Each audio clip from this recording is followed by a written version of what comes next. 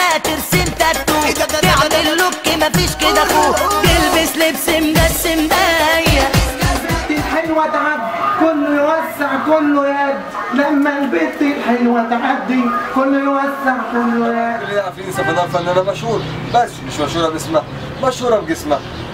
سفينار دلوقتي بقت تمثل مشكلة كبيرة قوي للناس اتعودت عليها، دي حتى بقت تتقال في الأمثال الشعبية زي تفكري نفسك سفينار، أو دلع سفينار، تتجوزي مسمار.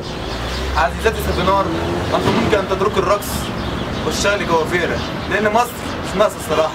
رسالة من حملة دبال الصراصير.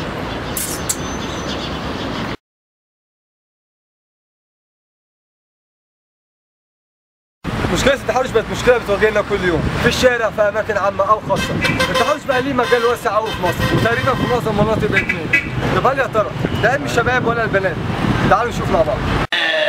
الشباب انه ياتي في 16 مرحله البلوغ. كلام طبيعي، كلام علمي سليم.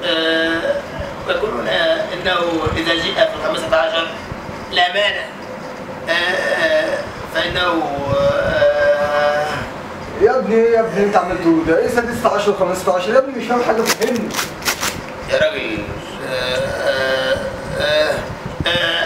الشباب في مرحله السنوات العامه، تاتي في مرحله السنوات العامه، فاذا انهم لا يختلطوا اكيد طبعا، فالشباب يصبحون سواعد قويه، والبنات سواعد طريه. يا ابني قوتي وطريقتي، يا ابني فهمني، يا ابني مش فاهم منك حاجه. انهم لا يختلطون، فحينما يذهبون الى الجامعه يختلطوا، بتيجي فحينما يذهبون الى الجامعه القويه بتيجي على الطريه. لا يا ابني اللي انت بتقوله ده، يا ابني مش فاهم حاجه، فهمني قوتي وطريقتي، فهمني. انت صرايح جسم اسمنت، باين انه ما دخلش جامعه خالص. اسم ماشي.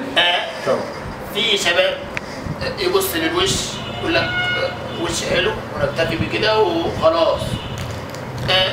في شباب تاني يبص للعود يقول لك عود حلو الفه لفه وخلاص. انا بقى ابص للكوب، ايه ده؟ موز فرس يا باشا، تلاقي البنت ماشيه زي والواد ماشي وراها.